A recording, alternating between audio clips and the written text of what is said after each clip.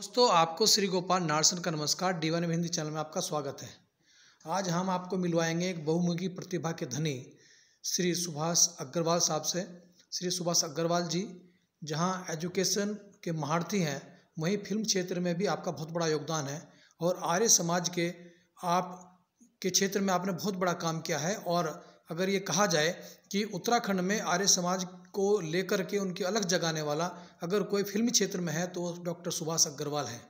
तो हम आज उनसे बात करेंगे और उनके बारे में जानेंगे कि उन्होंने इतना लंबा सफ़र एजुकेशन से लेकर के फिल्म क्षेत्र से लेकर के और जो इन्होंने सामाजिक कार्य किए हैं उनके बारे में आपसे बात करेंगे। श्री सुभाष अग्रवाल जी, आपका D1 हिंदी चैनल में स्वागत है। और मैं ये पूछना चाहूँगा कि आपने इतनी एजुकेशन प्राप्त की है, आप एक छोटे से गांव तेलीवाला से आप वहाँ पर पूना फिल्म इंस्टीट्यूट में पढ़ने गए और उसके बाद आपने MBA किया, आपने LLB किया, आपने PhD की। तो इतना बड़ा सफ़र एजुकेशन का आपने हासिल किया है, तो आखिर एजुकेशन के बारे में आपकी सोच क्या है कि किस तरह का मुकाम हासिल करना चाहते हैं आप? देखिए, ये जो एक सफ़र था गांव से लेके मुंबई तक, ये शायद थोड़ा सा प्रारब्ध है और थोड़ा सा आउट ऑफ बॉक्स थिंकिंग। मैंने जब इंजीनियरिंग का डिप्लोमा किया तो मुझे ऐसा एहसास हुआ कि इस योग्यता से मैं न अफसर हूँ और न वर्कर हूँ, तो मुझे कुछ ऊंचा करना चाहिए। और तभी मेरी नज़र पड़ी फिल्म एंड टेलीविजन इंस्टीट्यूट के एक ऐड पर, जिसमें एक कोर्स का एडवर्टाइजमेंट था। मैंने वो कोर्स ज्वाइन किया। वो इंजीनियरिंग का हायर कोर्स था, लेकिन वहाँ जाके मुझे पता चला कि ये जो कोर्स है, ये इंजीनियरिंग सिर्फ फिल्म और टेलीविज़न में ही इस्तेमाल होती है और कहीं नहीं। इसलिए मैं बॉम्बे चला गया। बाकी रही एजुकेशन और पढ़ने की बात, मेरे पास दो ही विकल्प थे। शुरू में या बाद में भी, जब काम ज़्यादा नहीं होता था या समय काफ़ी होता था, तो उसके दो ही विकल्प थे। या तो मैं कहीं जाके, जैसे फिल्मों के मेरे दोस्त लोग और अड्डेबाजी करते थे, शाम को डिस्कशन फालतू के करते थे, दारू पीते थे, या तो मैं वो करता या मैं पढ़ाई लिखाई पे ध्यान देता। आपको जान के खुशी होगी, संतोष होगा कि मैंने अपना जर्नलिस्टिक करियर भी वहीं से शुरू किया। बहुत अर्ली समय में 82-83 में मैं टाइम्स ग्रुप की अनेक मैगजीन्स में छपा और उसके साथ ही दिल्ली प्रेस पब्लिकेशंस की भी लगभग सभी मैगजीन्स में मैं उसी दौरान छपा हूँ। और मैंने इसके लिए सिर्फ और सिर्फ अपना खाली वक्त का उपयोग किया आपने। अरे सर, आपने जो अपने कैरियर की शुरुआत की है वो साउंड डायरेक्टर से की है सर। तो साउंड डायरेक्टर के रूप में आपने जो फिल्म क्षेत्र में कदम रखा, तो कुछ फिल्मों के नाम बता सकते हैं सर? आपने किन किन फिल्मों में आपने अपनी ध्वनि निर्देशक के रूप में अपनी भूमिका निभाई? बतौर साउंड इंजीनियर मैंने परिंदा में काम किया, कभी हाँ कभी ना में काम किया, लार्जू बन गया जेंटलमैन में काम किया, और अनेक फिल्में जिनका आज मुझे नाम भी ठीक से याद नहीं रहा। मैंने कम से कम 1 दर्जन फिल्मों में साउंड रिकॉर्डिंग की है। उसके पहले बतौर साउंड असिस्टेंट मैंने बहुत 50 फिल्मों में काम किया होगा। और उसके बाद एक दिन मुझे ऐसा आया कि अब शायद मुझे फिल्मों को छोड़ के टेलीविज़न पे ध्यान देना चाहिए। और उसके बाद मैंने अगले 10-12 साल सिर्फ टेलीविज़न में काम किया। 2001 तक मैंने टेलीविज़न के लिए काम किया और इस दौरान अगर ज़्यादा नहीं तो कम से कम भी 25-30 से ज़्यादा टेलीविज़न सीरियल्स और कई हज़ार एपिसोड्स में मैंने काम किया। अच्छा सर, आपने जो है ना, आप मुंबई में रहते हुए भी, महानगरी मायानगरी कहते हैं उसको, लेकिन वहाँ पर भी आप रहते हुए आपका जो दिल है वो गांव के लिए धड़कता था और इसीलिए आपने अपने गांव में आकर के संसाधनों की कमी के बावजूद आपने जो रुई का बोझ फिल्म है वो अपने गांव में शूट की और पूरा 1 महीना फिल्म यूनिट के लेकर के आप हरिद्वार में रहे। तो ये इतना बड़ा चैलेंज आपने स्वीकार किया और पंकज कपूर, रीमा लागू को लेकर ये फिल्म बनाई थी, कलात्मक फिल्म थी, बहुत अच्छी फिल्म थी ये। तो थोड़ा सा उसके बारे में बताइए आप। देखिए, फिल्मों के हमेशा ही दो इंटरप्रिटेशन होते हैं कोई भी जब काम करता है। एक तो मैं ये कह के अपने आप को बहुत पीठ ठोक सकता हूँ कि देखो मुझे अपने गांव से कितना लगाव था, ये सिर्फ आधा सच है। दूसरा आधा सच ये है कि मुझे फ्री की लोकेशन मेरा गांव ही था। मेरा अपना घर है, जहाँ मैंने वो फिल्म शूट की वो मेरा घर है। मुझे उसके लिए किसी को कोई पैसा नहीं देना पड़ा। और चूँकि वो जो फिल्म है वो गवर्नमेंट ऑफ इंडिया के विभाग, नेशनल फिल्म डेवलपमेंट कॉरपोरेशन की प्रोड्यूस की हुई फिल्म है, बल्कि नेशनल NFDC और दूरदर्शन दोनों के कोलैबोरेशन की वो फिल्म है। बहुत ही कम बजट था, तो मेरे पास चॉइस ये थी कि मेरा घर उस कहानी को भी शूट करता था और मुझे संसाधन, मेरे सारी जो सपोर्ट थी यहाँ पे, ग्राउंड सपोर्ट मुझे पूरी तरह से उपलब्ध थी। तो जो काम मैं बॉम्बे या किसी दूसरी जगह पे 50 रुपये में करता था, यहाँ मेरा वो सारा काम 5 रुपये में होता है। तो ये एक दूसरा वो था। इसमें कोई संदेह नहीं है कि मुझे अपने गांव से, अपनी धरती से लगाव है। मैंने अपने करियर का जितना भी काम किया है उसमें से बहुत बड़ा हिस्सा सिर्फ देवभूमि में किया है। उत्तराखंड में मैंने सबसे ज़्यादा काम किया है। रुड़की शहर के बड़े बड़े इंस्टीट्यूशंस के लिए मैंने फिल्म बनाने का मौका मिला। बंगाल सेपर्स की जब 200 साल पूरे हुए, मुझे बड़ा गर्व है कि मैंने उस संस्थान के लिए एक फ़िल्म बनाई। मुझे बड़ा गर्व है कि मैंने IIT रुड़की के लिए भी फिल्म बनाई। मैंने 127 infantry battalion, eco task force Dehradun, जिन्होंने पर्यावरण रिकन्स्ट्रक्शन के लिए दुनिया भर में जिनकी चर्चा है, मुझे बड़ा संतोष है कि मैंने उनके लिए भी एक फिल्म बनाई। लगाव बहुत है। और मेरा लगाव सिर्फ यहाँ तक ही नहीं रहा। मेरा यहाँ लगाव यहाँ तक कि मैंने अपने गांव की ज़िंदगी और अपने मेगा सिटी की ज़िंदगी के कल्चर्स और ज़िंदगी के बीच क्या तुलना है, उनके मेरे दोनों अनुभव रहे हैं, बड़े गहरे रहे हैं। मैंने एक किताब भी लिखी, माटी मेरे गांव की, जहाँ पे मुझे लगता था कि मेरे गांव की जो संस्कृति थी, कल्चर थी, वो मेरे शहर से ज़्यादा अच्छी थी। सर, आपने जो है महर्षि दयानंद जी के ऊपर भी एक डॉक्यूमेंट्री बनाई है, आपने स्वामी श्रद्धानंद जी के ऊपर डॉक्यूमेंट्री बनाई है, टंका ट्रस्ट को लेकर के आपकी एक फिल्म है। तो मुझे जो लगता है कि आपके जीवन के ऊपर आर्य समाज का बहुत बड़ा प्रभाव है। तो महर्षि दयानंद से किस रूप में आप इंस्पायर हुए? जब हम प्रतिभाओं की बात करते हैं तो महर्षि दयानंद जैसी प्रतिभा शायद हजारों साल में एक पैदा होती है। कौन सा ऐसा क्षेत्र है जीवन का जो उनके चिंतन से अछूता है? उनका सबसे बड़ा जो चिंतन है वो ये है कि सन्यासी का काम सिर्फ राम नाम जपना नहीं है, माला फेरना नहीं है। उनका सबसे बड़ा काम है समाज पे नज़र रखना। समाज में अगर कुछ गलत है तो वो उनके खिलाफ आवाज़ उठाना।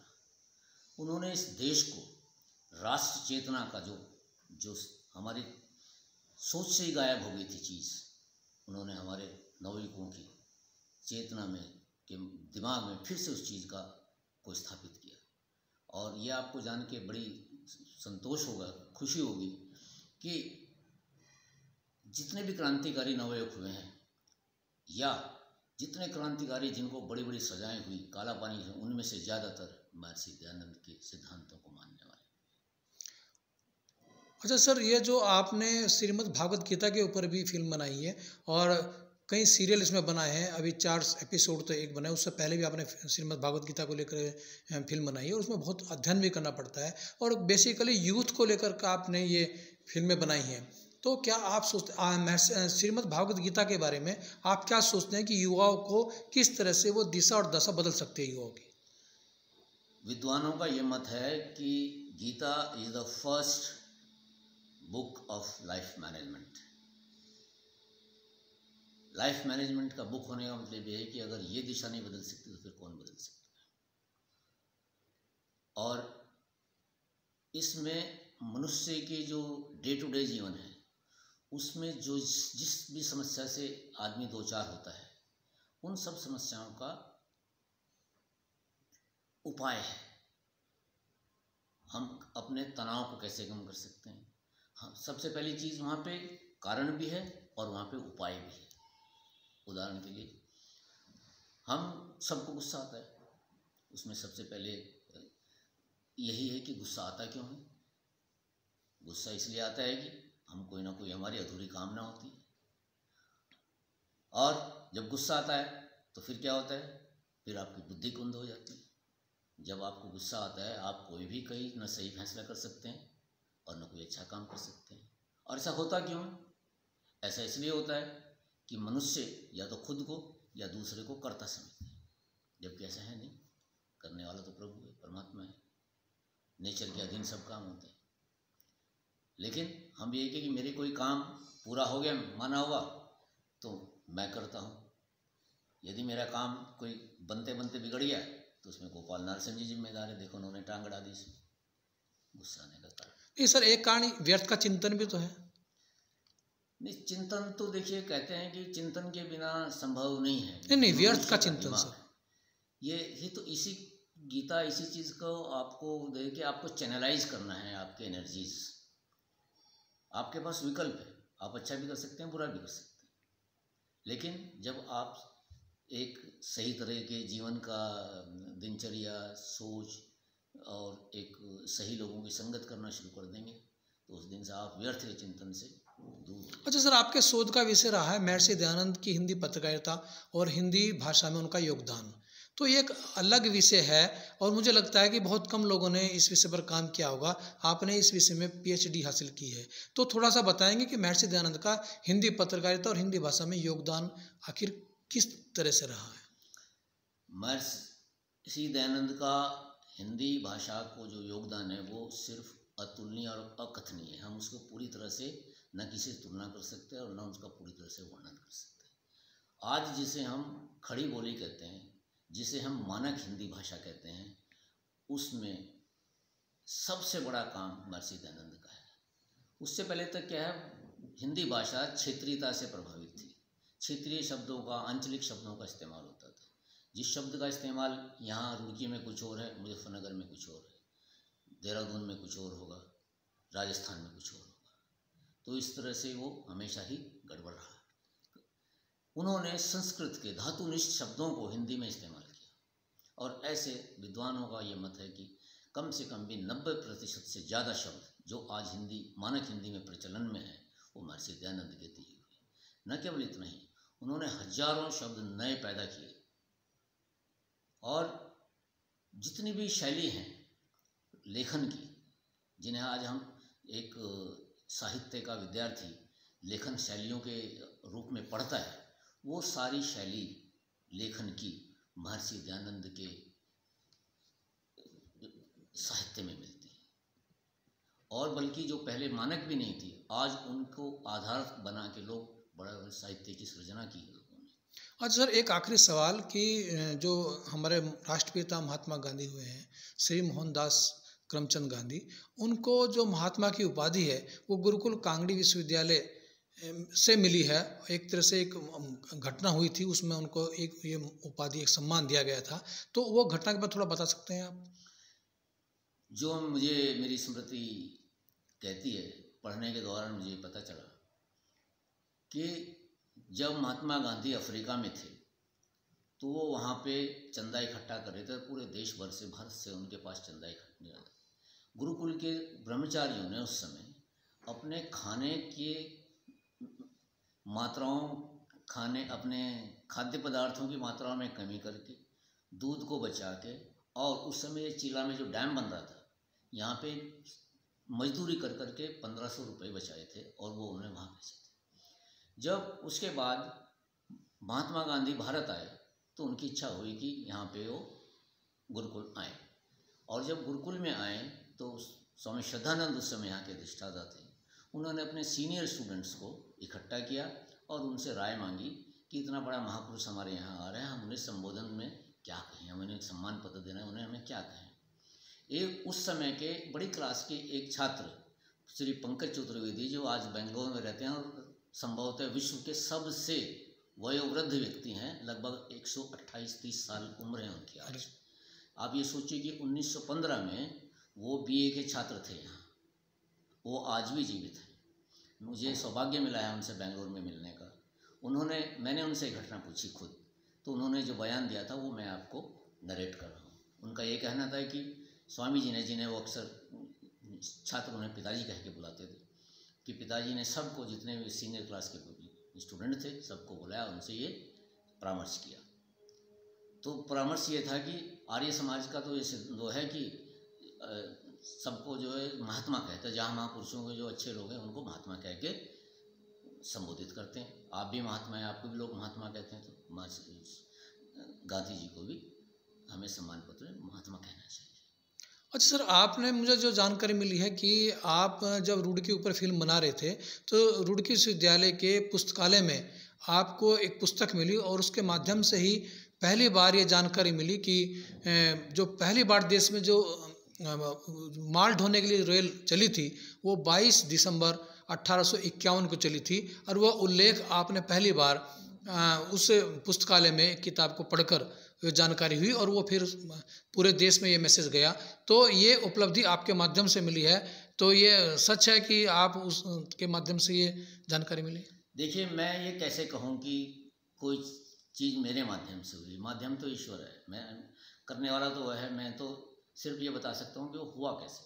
वो कोई किताब नहीं मिली।